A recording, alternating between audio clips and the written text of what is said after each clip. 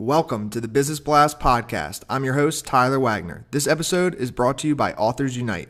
Authors Unite makes the process of becoming a published best-selling author as simple as sipping your morning cup of coffee. You can learn more about Authors Unite at authorsunite.com. Now, let's jump into the episode.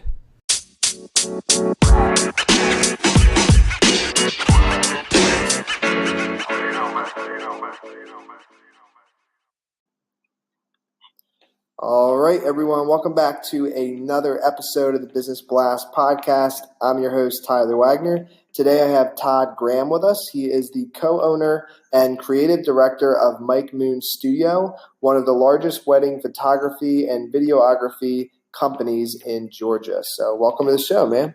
Thanks, man. I really appreciate it. I'm excited to be here. Of course. Grateful to have you on.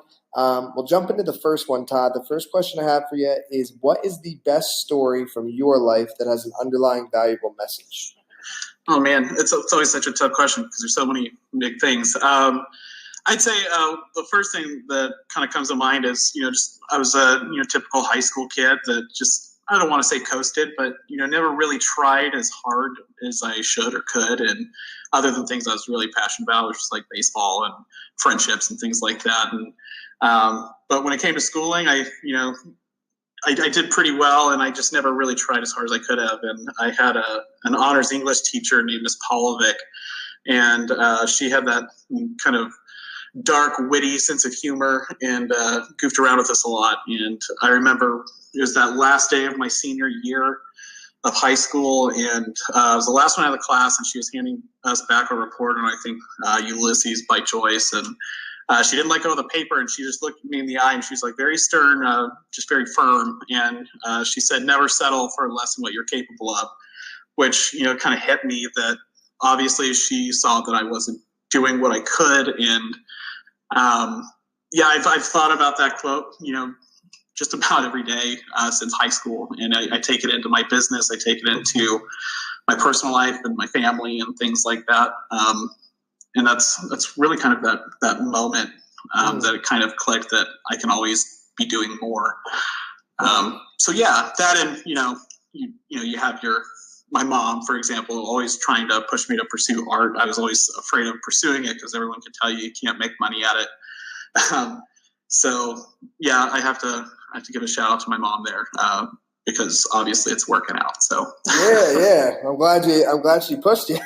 Yeah, absolutely. I'm excited for your answer on this next one. So, what is the most valuable piece of information you can share with us that's within your expertise or industry that we should know?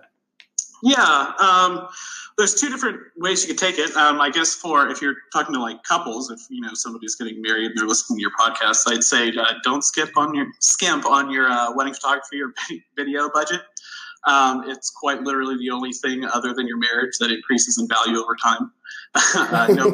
Nobody remembers the alcohol or the food or if Uncle Bob showed up or not. But those photos and video are kind of like the only thing to remember it by. And if I'm talking to shooters, I've been doing interviews all day today, actually, for more shooters. And, one of the most discouraging thing I'm hearing from shooters is that it's such a saturated market. Like everyone's got a camera, all this technology is super accessible and super cheap. And it's hard to find wedding clients. And, my business partner and I we're just talking about it's, saturated if you don't have that it factor that you found within yourself. You basically need to find something that differentiates you within your market. And all of a sudden you're not a saturated market anymore. If you're like everyone else, of course it's a saturated market because you're competing with everybody just like you. But if you bring something unique and interesting to the market, and you have a little bit of business sense and that work ethic, then you'll be just fine. So. And what's your best piece of overall business advice? So not necessarily industry specific. Yeah, I think no matter what you do, I think one of the most important things you can do is find a mentor that can kind of guide you along the way. I'm very fortunate. My best friend is my business partner and mentor, Joel Brantley. He's been a huge part of where I am today. And And for him, his business coach, Jeff Smith, amazing, incredible guy.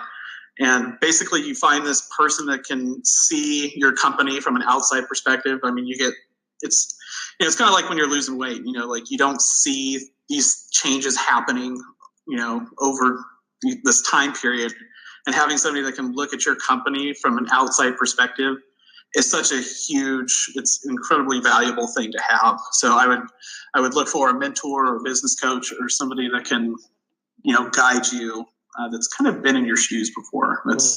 That'd be my biggest thing. And if you could give your younger self one piece of advice, what would that be? Stop wasting your time on things you don't really care about. That, and it kind of goes with it, but surround yourself with people that are where you want to end up. So, yeah. And in your opinion, what is the key to happiness? Patience, embracing the process. I mean, whether that be in your personal life or business life, in order to become successful in those things, you have to embrace the journey to get where you want to be, and having the patience it requires to get there. And what is the best book that you've read, and what was the number one thing you learned from that? I wish I had something deep and meaningful to say here.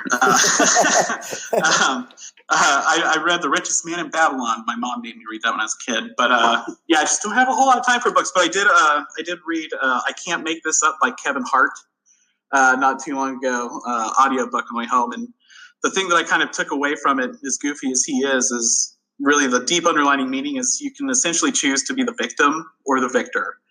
And I really am a firm believer in that it really doesn't matter what socioeconomic background you come from. With enough hard work and dedication, you can kind of get to where you want to be. But yeah, it doesn't necessarily mean that you can be that NBA basketball player. But if you want to better your situation, you just got to kind of keep your eye on the prize and keep moving forward. So it's kind of what I got from that book. And what is your favorite quote and why?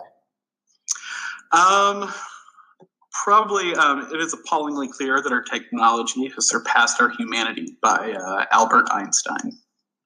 Got it. Awesome, brother. Dude, thank you so much for coming on. The last question I have for you before we let you go is, where's the best place for people to find you online? Yeah, people can find us at MikeMoonStudio.com or on Instagram or Facebook by just searching Mike Moon Studio, at Mike Moon Studio. Perfect, brother. Thanks again for jumping on. Absolutely. Thanks for talking with Tyler. The podcast you just heard was published with Anchor. Got something you want to say to the creator of this show? Send them a voice message using the Anchor app, free for iOS and Android.